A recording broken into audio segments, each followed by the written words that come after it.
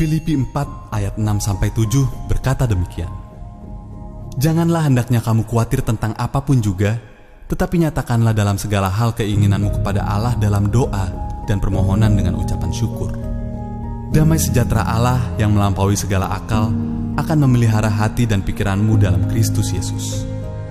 Dalam kondisi seperti sekarang ini, merasakan damai sejahtera adalah hal yang sulit atau langka.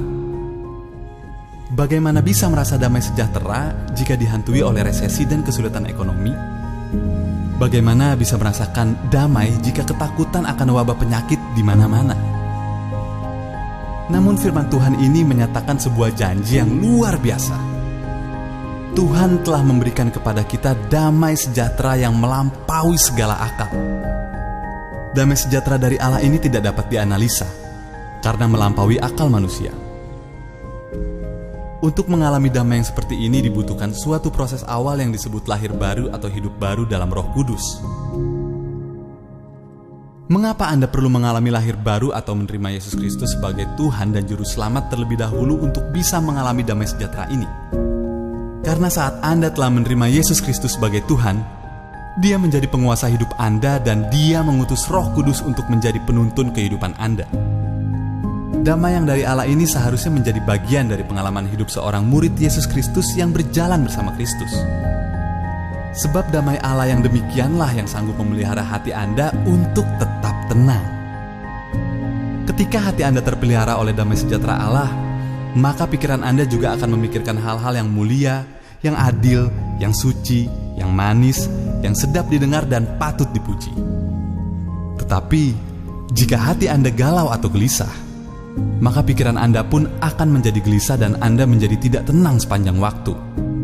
Itulah sebabnya pikiran Anda terus-menerus memikirkan hal-hal negatif karena tidak bisa mempercayai pemeliharaan Allah atas hidup Anda.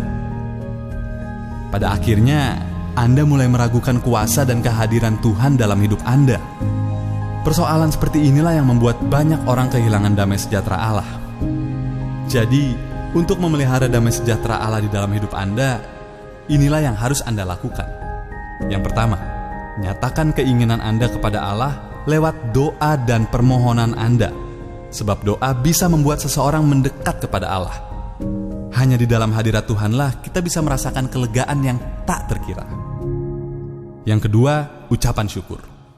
Tahukah Anda betapa pentingnya bersyukur kepada Tuhan untuk kehidupan Anda? Salah satu efek positif dari bersyukur adalah mempercayai Allah sepenuhnya di dalam hati kita.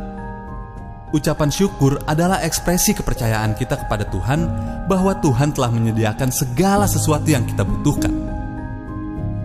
Hari ini apa yang menjadi kekhawatiran dan ketakutan Anda sehingga Anda tidak bisa merasakan damai sejahtera? Mari datang kepada Tuhan dan bawalah masalah tersebut kepadanya. Serahkanlah persoalanmu kepada Tuhan, percayalah bahwa pertolongannya tidak pernah terlambat. Setelah itu, mari mengucap syukur atas kebaikan Tuhan yang kita nikmati hari ini.